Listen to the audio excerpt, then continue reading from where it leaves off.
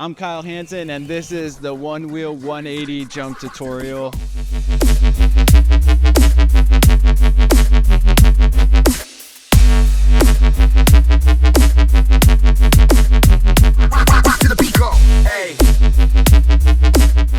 What's up, fellow riders? Welcome back to Wheel Fun Stuff, the go-to spot for all things Onewheel. Today we're gonna dive into some high flying tricks and master 180s. So tuck those feet in those fins and let's start soaring.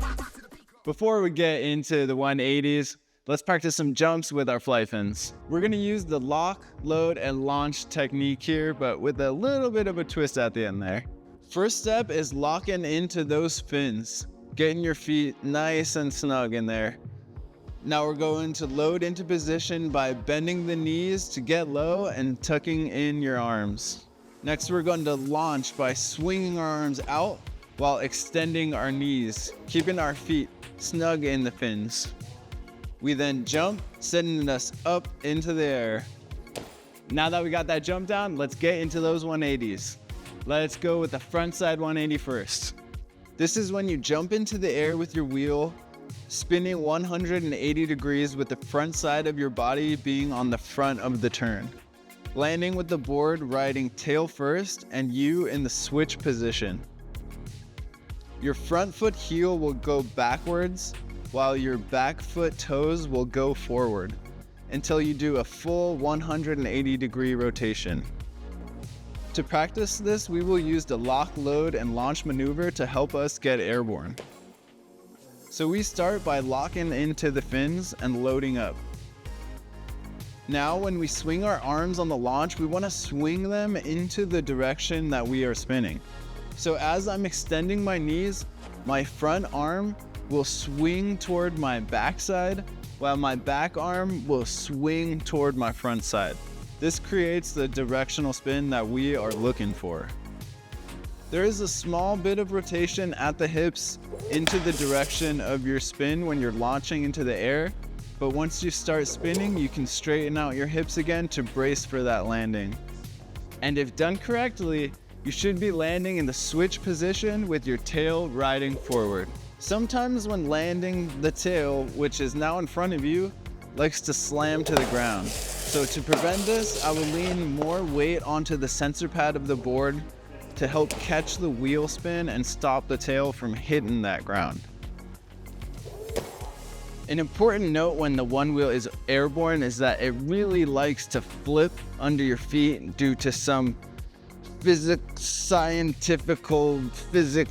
rotational wheel motion. But to avoid this on the front side 180, I typically dig my heels into the board and lift my toes up into the fins, keeping the board a bit in front of me and under my control. Now that we got those front sides on lock, it's time to tackle those backside 180s. This is exactly like the front side 180, but we are spinning the opposite way.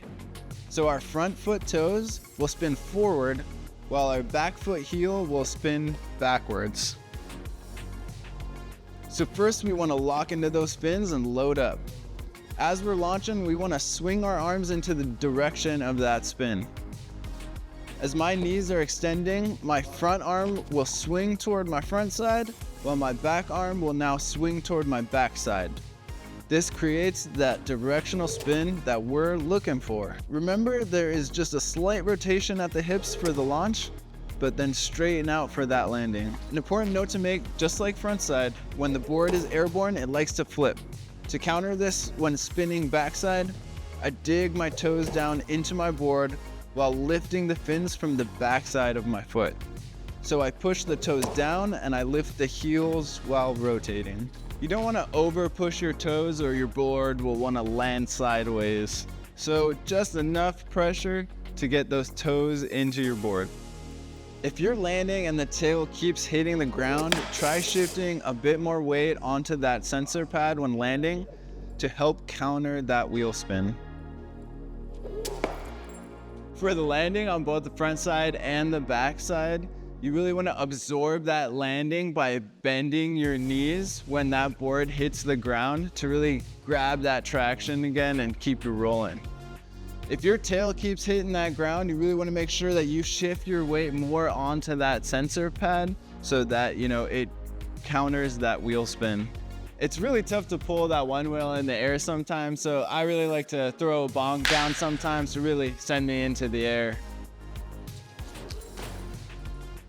This makes it a little more challenging since you have to add a bonking motion just before you spin.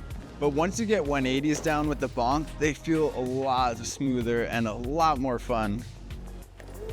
This is definitely one of my favorite tricks to throw on a one wheel, just being able to catch air and control the board under my feet and just roll away from that is just such an unreal feeling. So go try it for yourself and see how you do.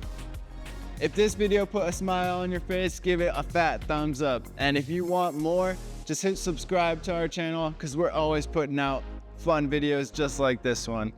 And of course, throw a comment down below of some trick that you want to see broken down and explain just a little bit more.